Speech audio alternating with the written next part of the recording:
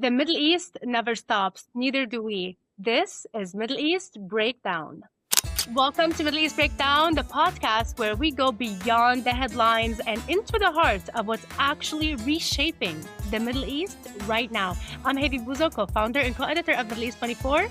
Dan Feferman, co-founder, co-editor, also here at Middle East 24, and we built this platform with amazing colleagues from across the region to give this region the independent, unfiltered coverage that it really deserves. It is a confusing and fast-paced region. Follow us on X, Instagram, and Facebook at MiddleEast_24. Subscribe to our YouTube channel for exclusive video content from across the Middle East and North Africa. Read our reporting and experts op-eds at MideastJournal.org.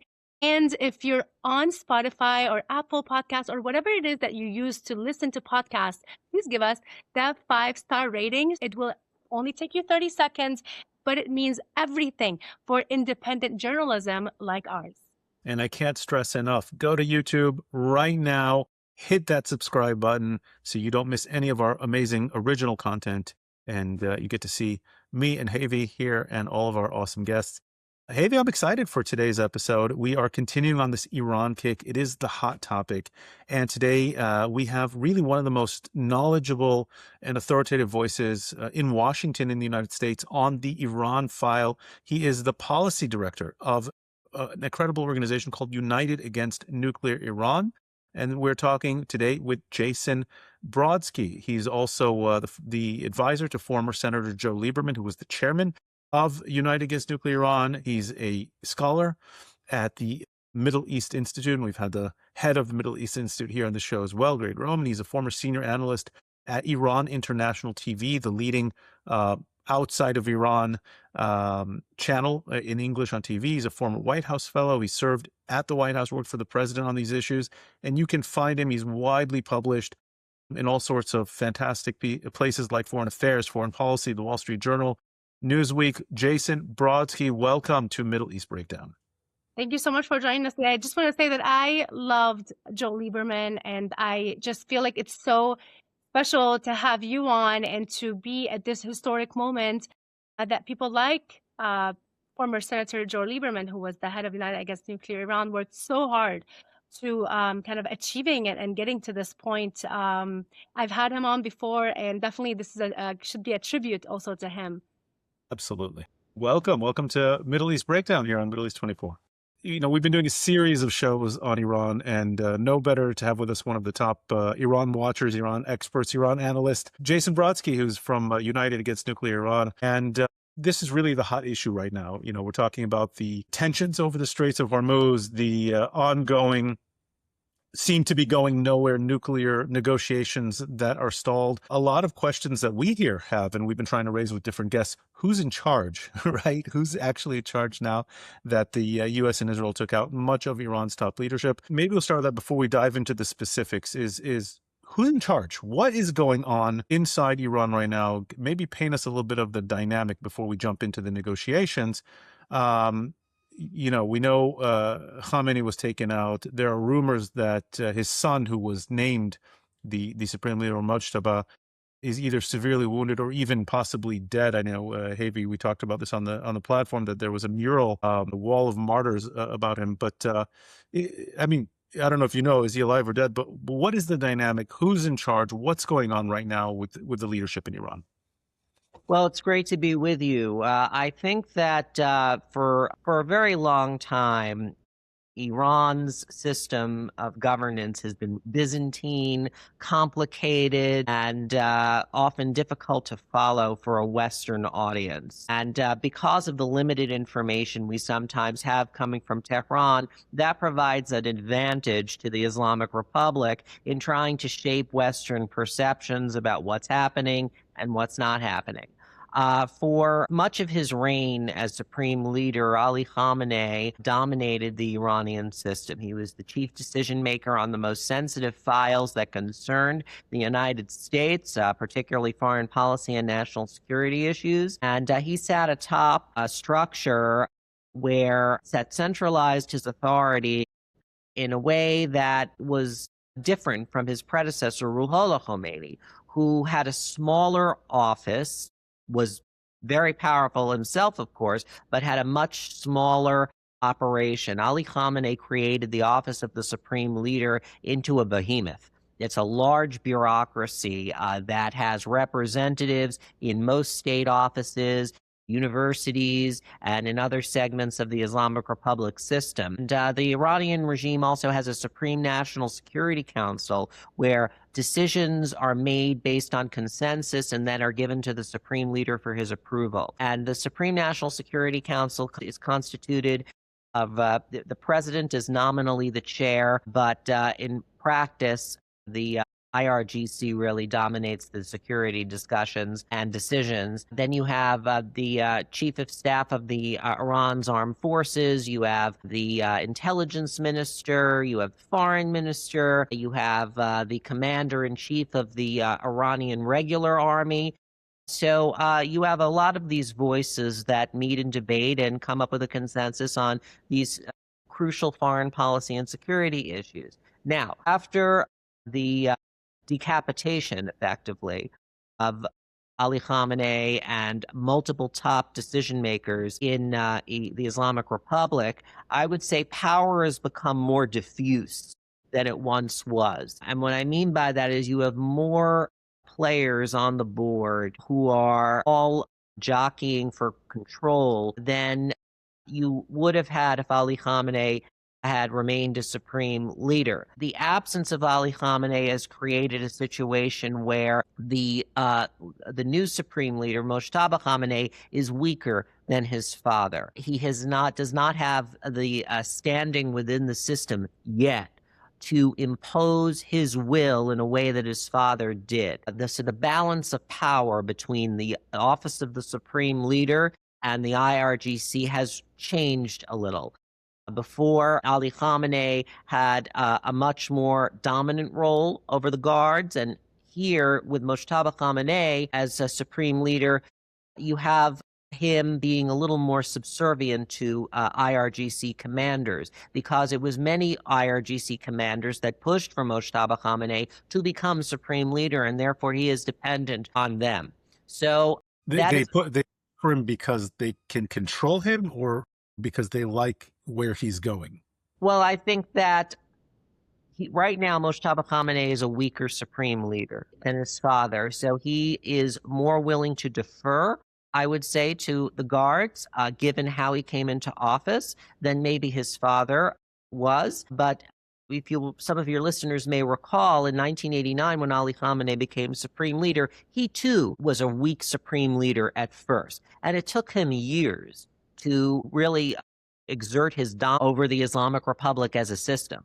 And so it's going to take Mojtaba Khamenei, should he be alive, should he survive, many, many years to assert himself and dominate the system in a way that his father did. So right now, the IRGC commanders are having a very important role in decision-making. They always have, but I think that they're a little bit more empowered than they were under the previous system, because the system lacks the glue that Ali Khamenei provided, and Mojtaba Khamenei hasn't yet developed that kind of ability to exercise that control over the system. And so that's why we're hearing a cacophony of voices, a cacophony of reports about how, there are disputes. There have always been disputes in the Islamic Republic as to how the direction the country should take.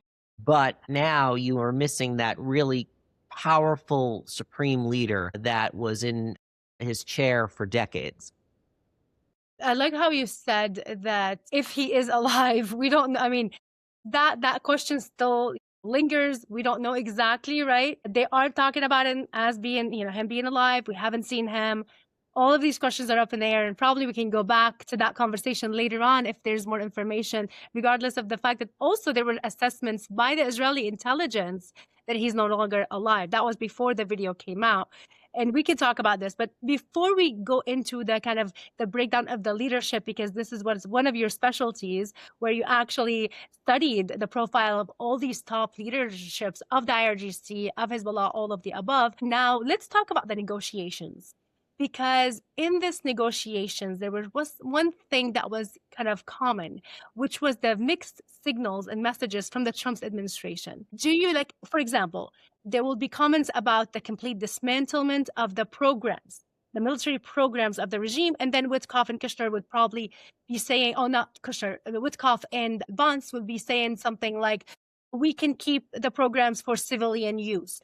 Now, were those mixed signals intentional? Were they actually weakening the U.S. position, or intentional to make it confusing to the regime? How do you read these mixed signals, and are they mixed signals? Well, I think President Trump has been consistent since he went into public life in 2015 as to his critique of what was wrong with the original Joint Comprehensive Plan of Action that President Obama inked. And that is that it did not dismantle the Iranian nuclear program. It allowed Iran to maintain an enrichment capacity that allowed it to continue to basically extort the international community.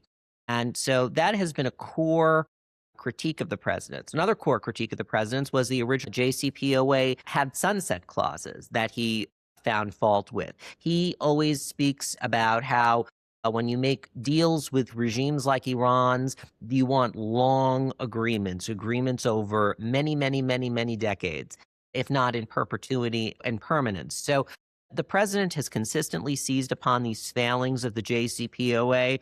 There are some people, commentators, who think that President Trump is being led to believe and guided in a certain direction on Iran policy. That's nonsense, okay? President Trump has had consistent views from 2015 onwards as to the failings of the JCPOA. And these are his positions. They're not Bibi Netanyahu's positions necessarily. They are his positions that he has come up with based on his reading and understanding of the Iranian regime. And President Trump has always been very tough on the Iranian regime, dating back to the 1980s, before he even knew Bibi Netanyahu. He was talking about seizing Kharg Island, okay? So the people who are making up this nonsense about how he's changing his positions because Bibi Netanyahu is in the background guiding the president, that is malarkey, as Joe Biden used to say. So I think that complete misread, it's either a misread or someone's purposely trying to engage in disinformation and mislead the American public, for those who argue that. In the previous comment, you said cacophony, and I had to look up what is the Persian word for cacophony. Now I have to look up the Persian word for malarkey, if there is one. So cacophony is hamhame in Farsi, and in the next interlude we will look it up.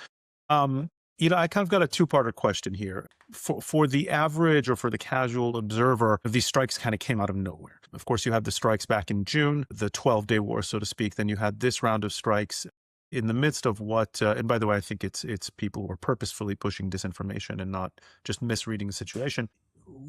So I'll kind of give you a two-parter here. Were the Iranians ever genuinely coming to the table? Were they ever looking to make an actual deal? Or we've had guests on this show who say that they're just not capable of it, that this regime, it'll have to give up on its very identity, on its very ethos if it actually makes a meaningful concession on the program, which leads to the kind of second part of that question is there anywhere that this round of conflict, escalation, pressure can go if the actual outcome, desired outcome from the White House's point of view, is a serious, long-standing, as you said, limitation on the nuclear program. So, kind of, were they ever serious, and can they become serious where we are now at this point in the escalation of tensions? Well, I think the Iranian regime has been interested in a deal on its own terms, and that's a JCPOA-like deal. And that's why it has really clung to that framework and formula for so many years. And that's the kind of formula it was trying to hawk to the Trump administration, and President Trump has consistently and repeatedly repudiated it. Can you break it down? What does it mean? Because for our audience who don't know what that means, it means the continuation of the program. Sure, it is temporary constraints on its nuclear program in exchange for permanent sanctions relief. So that, in effect, provides Iran a pathway down the line, years down the line, towards a nuclear weapons capability, while it has been enriched due to sanctions relief that it will use not to better the lives of its own people, but to spread terror around the region and to repress its own people. And that was one of the reasons why I've had a problem with the original JCPOA and why President Trump also has had an original problem with the JCPOA. So the Iranian regime wants to preserve its nuclear infrastructure, and that is key. So it was trying to hawk a variation of the same JCPOA that it was offering to the Biden administration, that it was offering to the Obama administration, meaning it wanted to maintain a domestic enrichment program. It refused to negotiate over its missile program. It refused to negotiate over its support for terrorist proxies. And so that formula that it was hawking, the Iranian regime tried to dress up by offering the United States phantom investment deals, the possibility that President Trump would win the Nobel Peace Prize if only he just submitted to Iranian demands. And you know, I thought he would take it, by the way. With They the second thought- they said investment deals, I thought he would take it. well, no, some people in the Iranian regime thought he would take it. People like Javad Zarif and his network around the world thought he would take it. But you know what? He didn't. He didn't. And they thought that the Iranian regime thought that the president could be duped into signing something because he just would sign any deal, doesn't care what's in it, as long as it had his name on it. They were calling it the Trump Comprehensive Plan of Action. And they really totally misread President Trump, totally misread. I have to admit, I actually said that's a very serious possibility that we could end up with Trump taking a deal not better than the JCPOA just for the sake of having his name on it rather than Obama's, because, I mean, maybe we know a little better now. He's stuck to his guns, but that was not clear at the outset of this. I think it's a misreading of the president, his record on this issue, and the history of the Republican Party on Iran. I'm glad to be wrong. So that's what the Iranian regime, parts of the regime, were hoping for. And that's what you saw Abbas Araghchi trying to shop around and hawk at the beginning of the president's second term. But it was a complete misreading of the president. Let's try to unpack the nuclear situation right now in terms of the Iranian regime's program. Before the strikes, the IAEA confirmed that Iran had over 400 kilograms of uranium enriched to 60%, which is far beyond any civilian justification. In plain terms, like, how do you explain to us right now, to our audience, how close the Iranian regime is to actually having a weapon, and how much did the program get impacted by the strikes that have happened by Israel and the United States?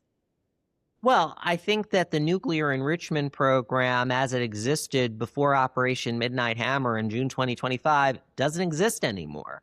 And that's a huge achievement by the Trump administration. For the first time in decades, Iran is not enriching uranium. And that is because of U.S. military power. So the U.S. achieved through military action what it could not achieve through diplomacy. And that's a very big achievement that the Trump administration should be proud of, because if we were discussing a deal to rein in the Iranian nuclear program in 2024 at the end of President Biden's administration, the idea that Iran would even suspend its enrichment of uranium for a number of years would not even feature in the conversation. It would not even be a subject for discussion. The Iranians would never discuss it, would refuse to consider it. But because President Trump created those facts on the ground, it's now a subject of conversation. So those who argue that pressure doesn't work and the Iranian regime's position won't weaken are wrong. Yeah, you know, it's an excellent point that, and I've said this on many on our shows, and I've said this on different media appearances. The American public, which is oftentimes very detached from war because America's so far away from everything else, and I think, if you maybe look into how American movies, at least the way they used to always play out, right? There's a good guy, there's a bad guy, there's a beginning, there's an end, and conflict doesn't always work like that. And then you have the Iraq and Afghanistan, I don't know if I'll call it a debacle, but right, the wars that lasted for years, got thousands of American soldiers killed, drained the American coffers, and then ended up going nowhere in many senses of the word. And so Americans became very sour in general in the use of military force. And the U.S. did something fantastic with Iran. It's that there's a whole gamut of military options that range between doing nothing and full-out war and invasion and boots on the ground. And it turns out, you can use your overwhelming air power to strike at a nuclear program if negotiations really, really are going nowhere. And so I think that's just something that's not appreciated enough by the American public. So how do we take in this sense of what you just said that, they weren't able to enrich, Trump and Secretary of Defense Hegseth, got up and say the nuclear program was obliterated. So then why the second round of strikes in February of this year? Is it because of the nuclear program again, or is it because of other issues happening inside Iran? I think there were a variety of rationales that motivated Operation Epic Fury. Number one is that I think the U.S. was concerned that, and Israel as well, that the Iranian nuclear program would soon be shielded by overmatch of Iranian missiles. And so that was a very important objective and, I would say a decisive reason why the U.S. and Israel thought it would be necessary to strike Iran in the way it did to degrade and erode its missile program. So that was another achievement, by the way, of Operation Epic Fury. And it's not even over because the U.S. hasn't destroyed or struck, I would say, around 25% of the existing targets that it had planned to destroy. And I think it's holding those in reserve should they need to escalate over Iranian intransigence in the negotiating table. But the United States is once again achieving through military force what it could not through diplomacy. And that is the degradation of Iran's missile program.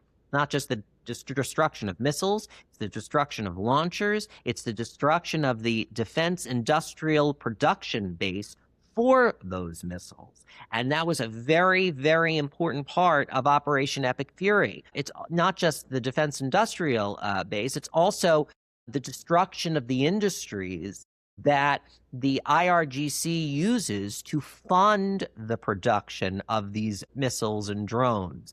And so that has been achieved in Operation Epic Fury. Did the U.S. manage to destroy forever those capabilities? No, but it eroded them and set them back a number of years, and it's going to take Iran a very long time to reconstitute this kind of program. And so that's what the U.S. has achieved here. Iranians for years have refused to even discuss their missile program or drone program in negotiations with the West. It's only been the nuclear program. And it's not just the nuclear program that they've refused to discuss. They've refused to discuss their support for their terror proxies and partners around the region. But the United States has destroyed infrastructure. It has eliminated, there's been a generational gap, if you will, and losses due to U.S. decapitation strikes across IRGC senior top brass. The IRGC doesn't have an endless talent pool. There are some commentators who make it seem like, okay, it doesn't matter if the U.S. hits this commander, that commander, someone else will come up. Yeah, someone else will come up, but that person doesn't have the degree of experience, doesn't have the pre-existing networks, doesn't have the institutional memory. So it does hollow out the ranks and the performance, at least temporarily, of the Islamic Revolutionary Guard Corps. And that is absolutely helpful for U.S. interests and are those of our allies and partners, because it could save lives. Absolutely. And the regime, has said it very clearly that they intend to use those military capabilities against the United States, against the United States allies, calls the United States the big Satan, Israel the little Satan. I mean, it's very clear on what it wants to do with these military capabilities. And also they lied about the ballistic missiles program, which we're going to be talking about next.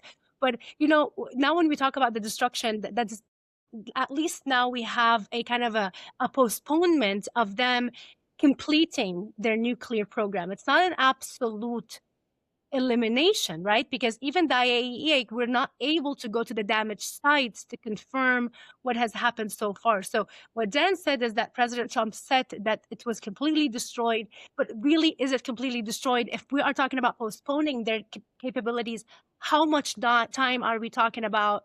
Because they do have these programs, and they do even say that they intend on using them. We've put a number of years on the board and delayed them and set them back a number of years. That's worth it, in my view. Yes. Worth the short-term costs that the United States is suffering as a result of this operation.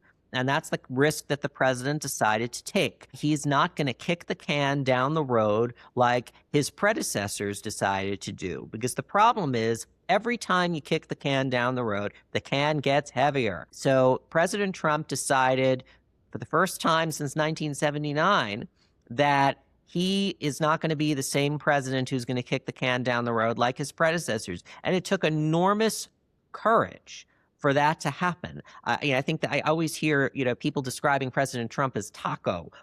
Trump always chickens out. When it comes to Iran, that is completely wrong.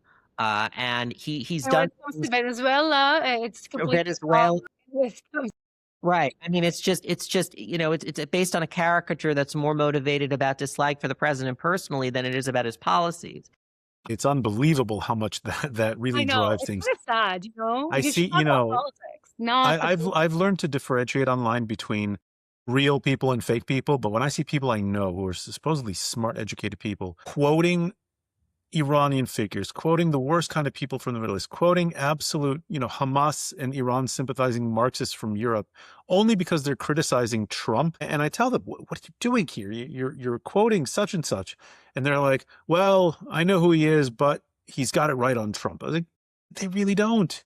You can dislike Trump all you want, but this was the right move, was to really go after Iran. I think it is a real failing of our government that there is such a toxic partisanship in this country that our adversaries take full advantage and exacerbate. They don't just take advantage. They do. And the Iranians the Iranians adopt language from the far left and on the far right, polarize the electorate. We see this in the Iranian regime propaganda coming out.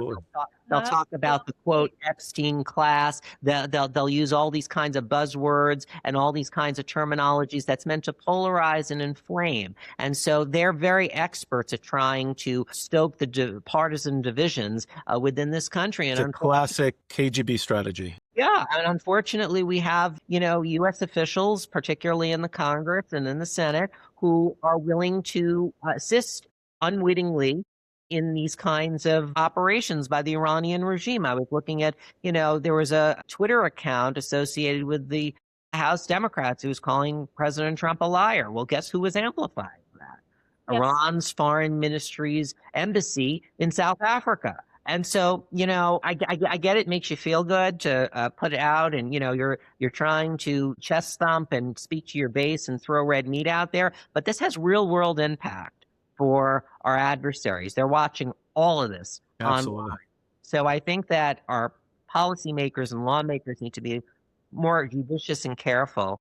I agree with you. I'll say the one failing that President Trump had on this was that there was not any kind of attempt to get the American public to understand this threat and get everyone on board. And I understand, there was an element of surprise, but you could have done that after the round of attacks. And so if I have one critique, it's that, there needed to be a much more robust communications campaign domestically aimed at the domestic American audience here to spell out the threat, to spell out the timing, the necessity of this attack. And you're right, though. This is one of these things that non-democracies can utilize because they can speak in three voices at once. And democracies don't have that luxury to be able to say something, to deny it, etc.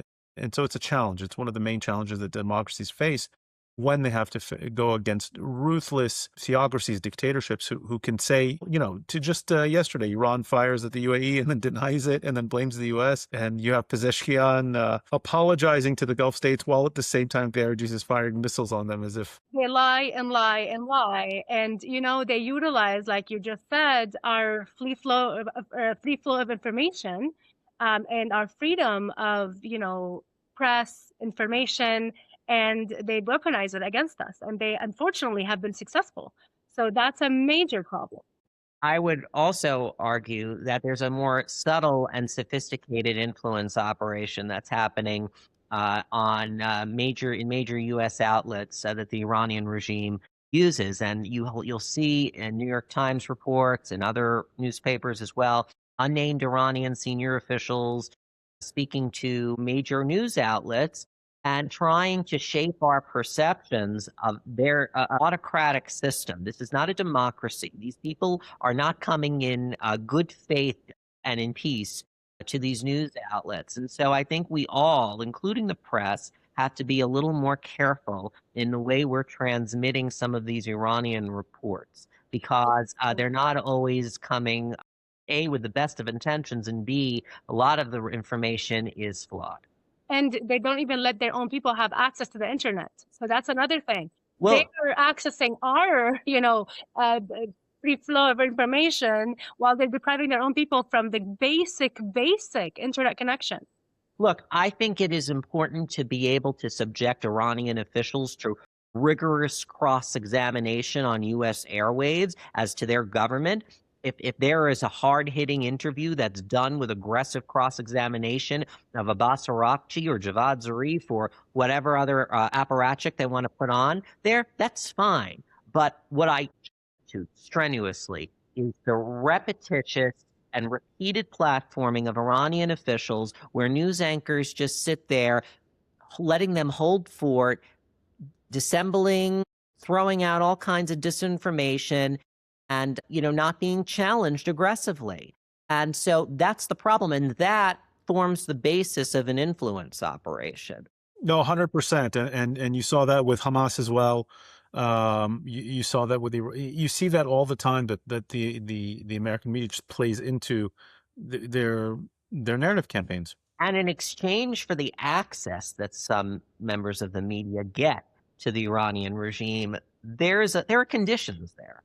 Yes. Okay, they're not going to get visas and be able to roam freely in Iran and speak to members of the public in a way that they would have in a democracy. You'll have networks hype. We have exclusive access, special coverage. This is rarely seen, but the Iranian regime wants these networks to come because in exchange for visas, they're giving a very censored viewpoint of what's happening on the ground. And I think we all have to take that into account. And they're spreading their propaganda on our own channels. All the time. The Associated Press has been involved in this. They're not with Hamas. They've let journalists basically completely omit information implicating Hamas and all of their abuses and atrocities, and of course their weapons stockpiles that they've been hiding, just so they can have those so-called journalists in Gaza. So this has been an unfortunate practice that is actually really dangerous. There have been public reports about how the Iranian Foreign Ministry uses think tank members as part of influence operations. They'll meet with them, they'll tell them things, then these think tankers will go back and on the press, they'll repeat what they've been told. And this is, of course, coming from the Iranian regime, which, of course, is, has no ill will in telling these people this information. Let's not kid ourselves. But that forms the basis of an influence operation, and that could be undercut U.S. interests. And so I think we have to be really careful in the way we disseminate and process this information. We mentioned the ballistic missile program, and you mentioned, and by the way, I agree with this assessment, that one of the impetus of the timing of this current round of hostilities was based on them achieving, possibly kind of an saturation or maybe even an overwhelming kind of capability on the ballistic missiles. Do you have an assessment of where we stand now after 5 weeks of constant American and Israeli strikes against missile deployment, missile stores, launch capacity, manufacturing capacity, and we also saw those reports about the underground missile cities?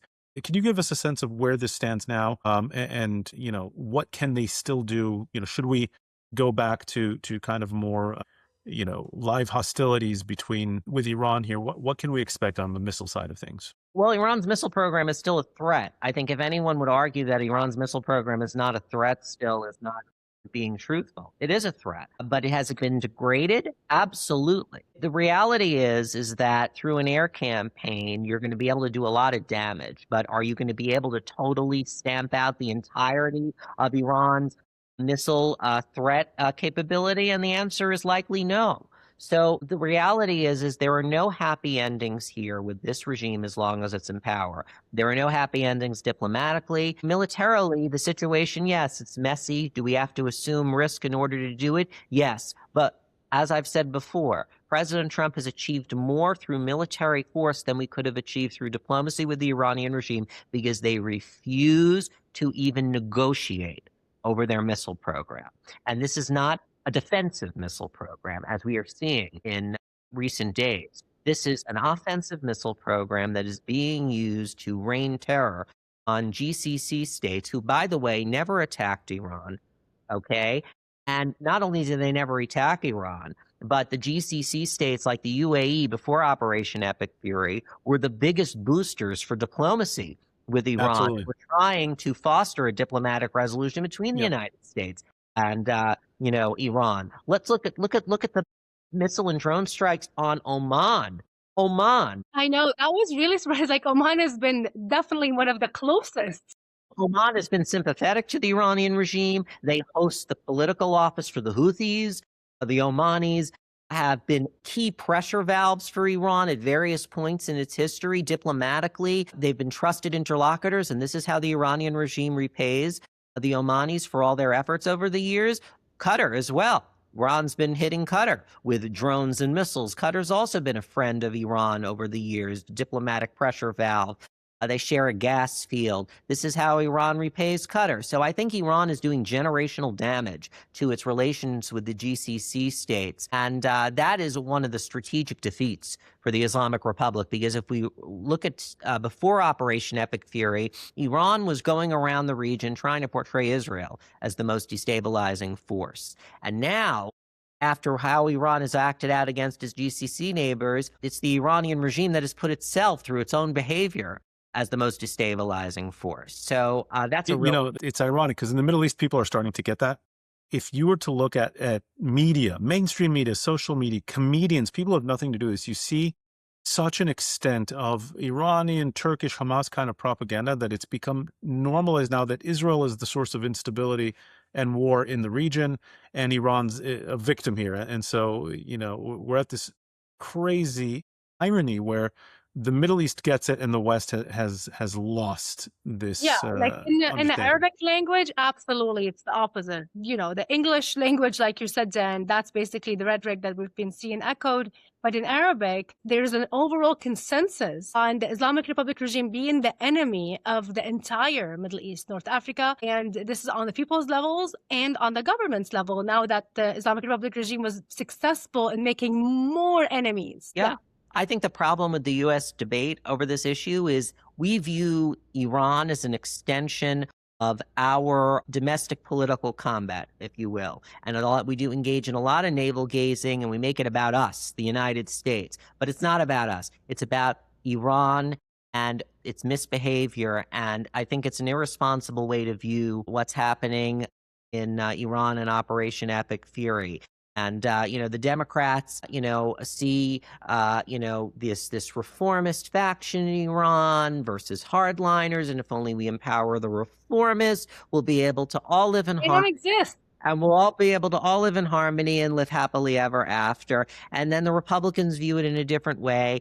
And we use Iran as an extension of our domestic political combat. And that's a real problem. And it just shows how toxic our domestic political debate has become.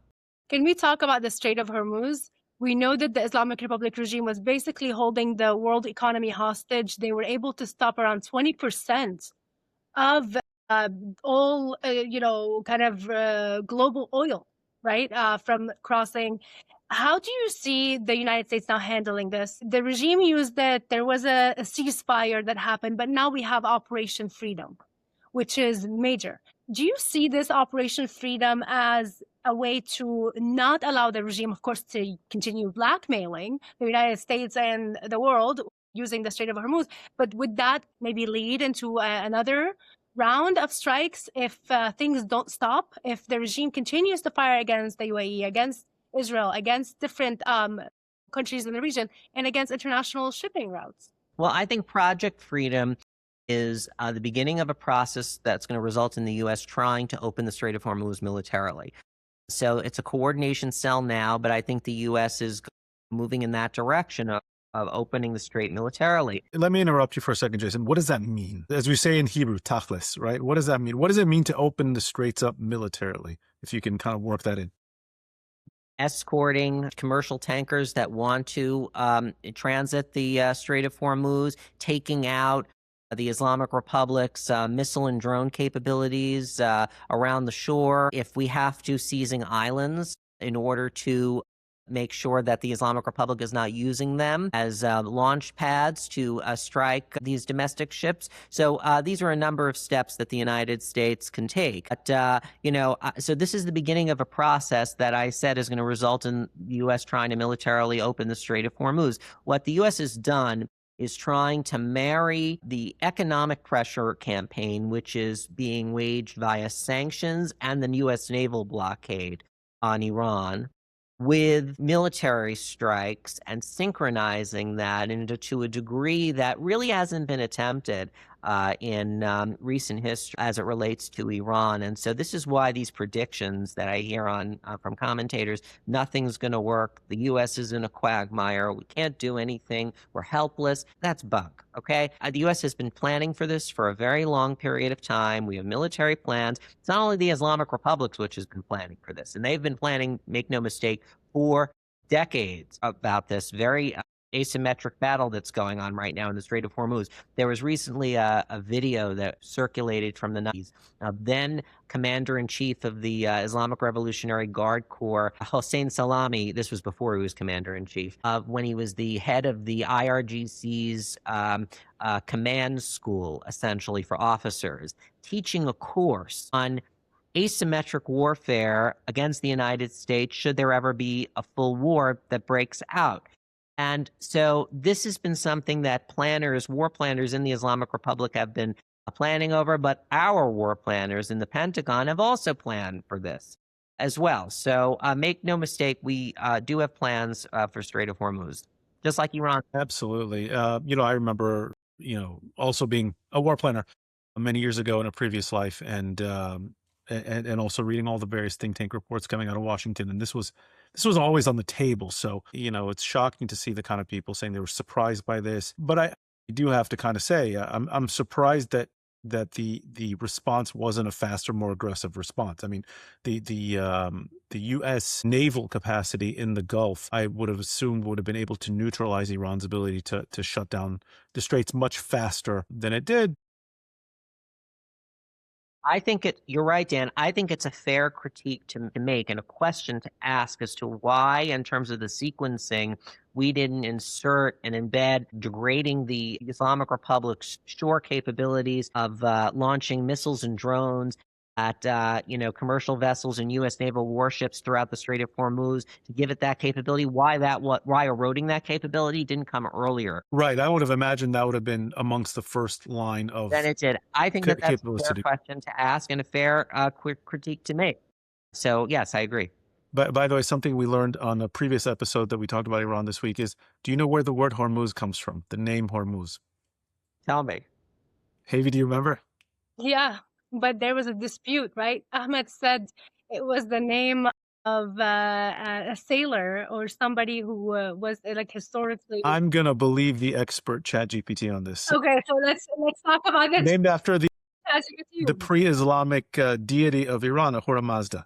So kind of, okay, we talked about Hormuz, we talked about where that needs to go. How do you see the overall strength right now of this regime? We're talking about the Islamic Republic regime. I mean, if you bring into account its military capacity, its economic capacity, its leadership capacity. You talked about, by the way, you gave a different assessment than what a lot of people say in the, next man up, that they're not built on one power center.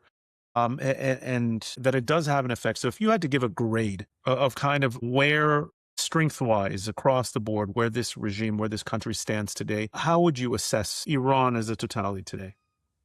Iran's failing. The Islamic Republic. Let me make this specific, very specific. The Islamic Republic is failing. It's in an economic crisis. It has an energy crisis. It has a water crisis. There's a crisis of confidence between state and society. There's a diplomatic crisis. Its military has been just, badly damaged. Despite all the triumphalism around the Strait of Hormuz, the Iranian regime's propaganda is acting like it's a superpower, which is a complete joke. But, this is a regime that has no answers, and the drivers for what drove a lot of Iran's people into the streets in December and January have only gotten worse since this conflict has wore on. And if we recall what happened during Operation Midnight Hammer, there are a lot of commentators who are confidently saying, oh, there's going to be a rally around the flag effect after Operation Midnight Hammer last year. But that didn't happen, because months later, you had mass Iranian protests in the streets that rocked the Islamic Republic. So I think that we may see a similar situation today after the bombs fall silent, after the strikes conclude, and after the totality of what Iran has suffered really begins to sink in. You're going to have, I think, a very restless population still whose lives have only become worse with unemployment, with all the industries that have been hit as a result of this campaign. So I think that the jury is still out as to how this will end. And those who are arguing that the U.S. is lost, the U.S. has no strategy, the U.S., misjudged, the U.S. doesn't understand the nature of the Iranian regime, just wait. So let's actually try to, kind of go stay in that realm, let's say, about the regime, kind of thinking forward. Do you think the Islamic Republic regime will survive what just happened, regardless of the fact that things might not happen overnight? But giving all of the dismantlement that we've seen in different programs, of course, the posture that we continue to see the Trump administration take, of course, Israel's position, where do you see this going, let's say, in the next 2 to 3 years? Would the regime survive? Would it stay? Let's just answer this, and then you can Well, I want to piggyback on your question just to turn into one bigger question.